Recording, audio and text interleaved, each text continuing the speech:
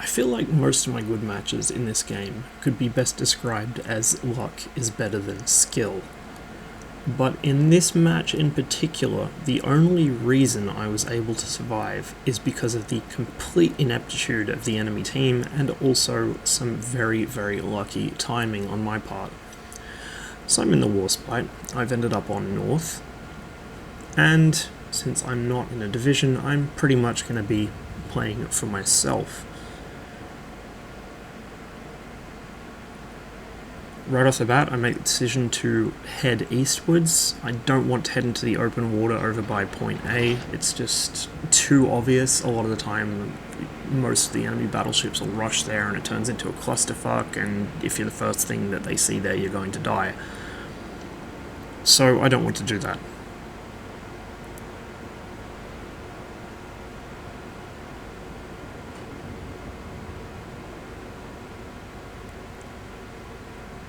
Curiously, the model is taking really long to load, so as I pan the camera around, you can actually see the way that the World of Warships models are made.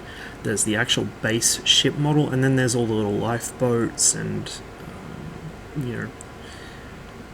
life vests and things like that that pop onto the model later on, anchors and anchor chains, so on and so forth. And sometimes it can take a while to load. I pop my scout pretty early. Normally this would not be a good idea, but because I do have quite short range guns for, well, not for tier I guess, but short range guns for this map, and also since I want to be able to see which heading these guys are on, I get the scout in the air to try and get some early shots off.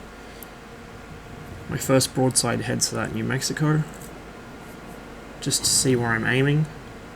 I do land one hit, but it's probably not really had much effect on him, and here comes the reply. Let's see if he's any more accurate than I was. Our team has Nope. taken the lead. So we've each made one hit, for about the same amount of damage, but he begins a sweeping turn, which gives me a much nicer target. If I can land these hits, I should pick up a fair amount more off of it. Meanwhile, he's decided to engage somebody else, and that battleship behind me now. But that broadside of mine was just off target and missed him completely. Now at this point I begin taking fire from something over here, so I begin pointing myself in this direction. I am giving a full broadside profile to it, which is not really a good idea. And I fire. I think he was lit in the game. Sometimes the replays are a little bit janky with when stuff gets spotted. I'm pretty sure he was lit. I wasn't just magically ESPing where he was. Scout returning to ship. In any case, I was able to get a fair amount of damage into him before I begin angling my hull for the inevitable return fire. Now he's of course in a Myogi, which means the shells are going to be spread from arsehole to breakfast. The Myogi has quite bad accuracy, even at this fairly short range. Warspite, on the other hand, is pretty accurate. Unfortunately, no citadels out of that. Those hits were more or less on and around his forward magazine, but I guess they just didn't punch through. But I did still pick up a pretty respectable amount of damage from that, and it leaves me free to shift my attention to other targets. Now it's at this point a destroyer gets spotted by the aircraft flying over B. And I'm glad that those aircraft were flying over B, because I could have very potentially died in a rather embarrassing manner had that destroyer not been lit. I can see him coming. I have a pretty good idea what he's going to try and do. I just want to see where those shots land for future reference. It looks like our Torpedoes, direct carrier tried to kill the destroyer. I don't know why. But I designate him as primary target for my secondary guns, and then begin a turn in behind the island so I can use it as a shield between myself and him and force him to broadside out right into my shells. Now I do of course have AP loaded because I've been dealing with battleships up until now, and I didn't really want to start switching shell types.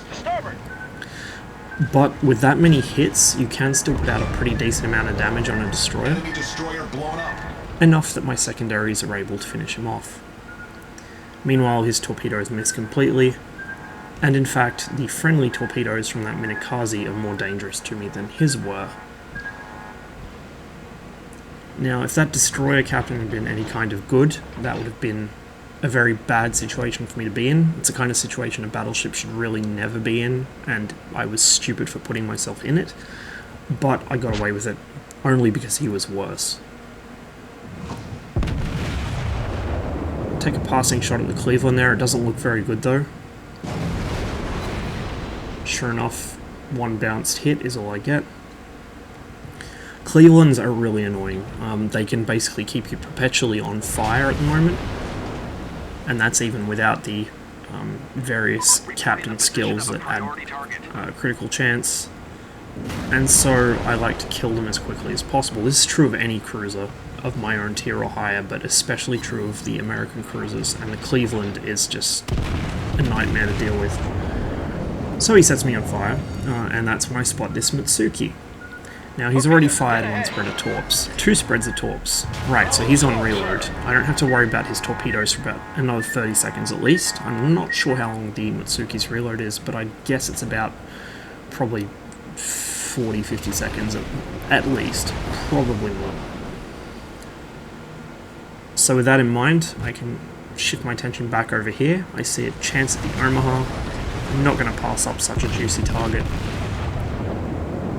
And so even with the destroyer right next to me, I will take shots at the cruiser. Unfortunately, they weren't led enough, and so they hit him on the stern and didn't really do much. Had I led him just a touch more, that would have probably blown him up in one broadside. Because the Omaha is, of course, made of Citadel. The Mitsuki curiously decides to reverse around the island instead of just using his forward speed to loop around my other side, where my main guns aren't pointing. This might buy him a few moments of relative calm, but our Minakaze is fast approaching from behind, and aside from that, I'm coming around with my guns pointed at him. Once again, the 8 15-inch shells aren't enough to finish him off because they just punch in one side and out the other without really doing much, but they do enough damage to him and apparently cause some flooding or something. Maybe that was my secondaries engaging him, but in any case, he's damaged enough that my secondaries can easily finish him. I think he may have actually eaten a torp or something and started flooding there. Sorry, I wasn't really paying enough attention, so I'm not sure exactly what it was that was causing him to lose hit points over time, but it must have been flooding. Or maybe fire, I don't know. Some commentator I am, can't even tell if a ship right next to me is burning or flooding. Anyway, speaking of burning, that's what I'm doing right now. Thanks to the Omaha. It's no Cleveland, but it's certainly annoying to deal with. Problem solved, sir. Our team has taken the lead.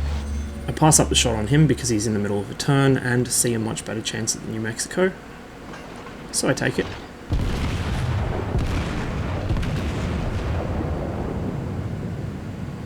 Some of these might hit. And sure enough, I do pick up some damage out of that. He gets a lot more though. He just put a hell of a lot of pain on me, because once again I was showing a full broadside and I wasn't angled at all. That's why you've really got to watch your angles.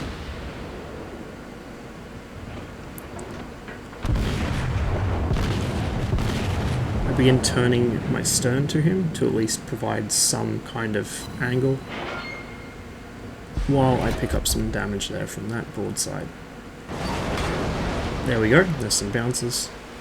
Unfortunately, my turn brings me right into the course of this Phoenix, or rather brings him into my course. He seemed to be stopped or moving very, very slowly there.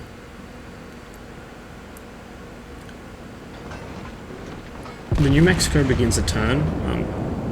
From the camera angle I saw, it looked kind of like he was reversing, but what it actually was just the movement of the camera and also the angle of his ship doing some trickery.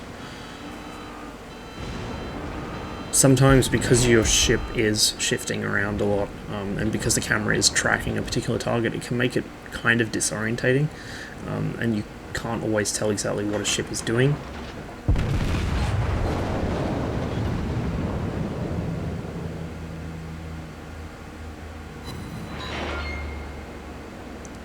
Thought I'd pick up some more damage there. And so while this wasn't the best ever match you'll get in a Warspite, in fact it wasn't even really hugely impressive, it was a good sign of what you can get away with when the enemy destroyers just really are not on top of their game. Looks like those will be my last shots of the match, as this island's now blocking me. But it's been an alright one.